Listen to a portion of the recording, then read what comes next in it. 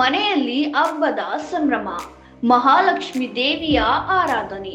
ಆದ್ರೆ ಈ ಬಾರಿ ಯಶ್ ಮಾತ್ರ ಮನೆಯಲ್ಲಿರಲಿಲ್ಲ.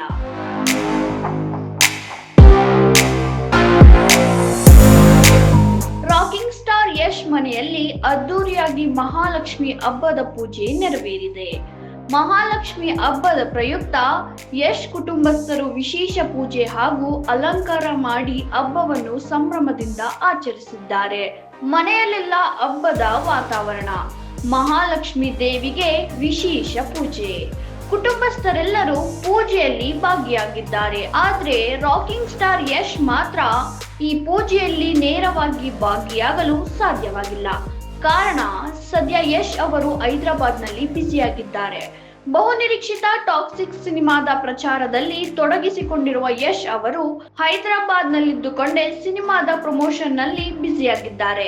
ಹೀಗಾಗಿ ಮನೆಯಲ್ಲಿನ ಹಬ್ಬದ ಸಂಭ್ರಮದಿಂದ ದೂರ ಉಳಿಯಬೇಕಾದ ಪರಿಸ್ಥಿತಿ ಯಶ್ಗೆ ಎದುರಾಗಿದೆ. ಆದ್ರೆ ಹಬ್ಬದ ಸಂಭ್ರಮದಿಂದ ಸಂಪೂರ್ಣ ದೂರ ಉಳಿಯಲಿಲ್ಲ ಯಶ್.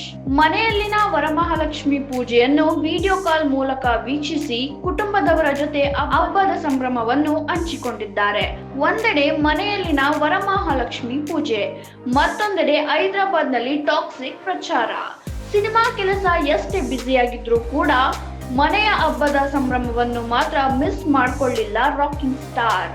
ಸದ್ಯ ಯಶ್ ಅಭಿಮಾನಿಗಳ ಕಣ್ಣು ಟಾಕ್ಸಿಕ್ ಸಿನಿಮಾದತ್ತ ನೆಟ್ಟಿದ್ದು ಚಿತ್ರದ ಪ್ರಚಾರಕ್ಕೆ ಮತ್ತಷ್ಟು ವೇಗ ಸಿಕ್ಕಿದೆ.